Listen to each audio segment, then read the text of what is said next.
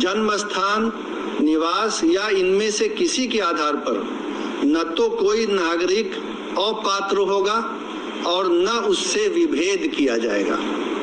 तो भारत के संविधान का अनुच्छेद 16 ये कहता है कि जन्म स्थान और निवास के आधार पर आप किसी उम्मीदवार को अपात्र नहीं कर सकते। ये नहीं कह सकते हैं कि किसी राज्य से बाहर अगर किसी का जन्म स्थान या निवास है तो वो इस चयन प्रक्रिया में पात्र होने के लिए अपात्र है, अयोग्य है, ये नहीं किया जा सकता है। अगर ऐसी कोई प्रक्रिया चलेगी तो वो गैर कानूनी भी होगी और असंवैधानिक भी होगी। इसलिए ये संविधान के अंतर्गत कानूनी बाध्यता है कि निवास के आधार पर किसी को अयोग्य न किया जाए।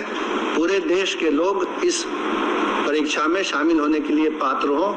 चयन तो मेरिट के आधार पर होना है।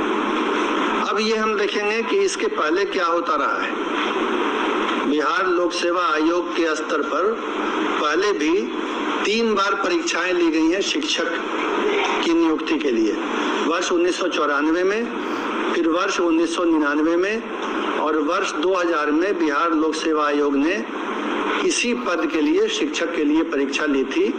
और तब भी यही नियम था उस परीक्षाओं में भी कि देश के किसी भी भाग का नागरिक परीक्षा में भाग ले सकता है और चयनित हो सकता है। और इसके आलोक में ही पहले चयन हुआ है। ये जो नियमावली थी जिसके आधार पर 1994, 1999 और सन 2000 में परीक्षाएं हुई, ये नियमावली उसके पूर्व 1991 में ही बनी थी। उसमें स्थानीय निवासी का प्रावधान नहीं था। और इस कारण से इस बार भी जो बिहार लोक सेवा आयोग से परीक्षा होगी उसमें बिहार का निवासी होने का प्रावधान नहीं रखा जा सकता है।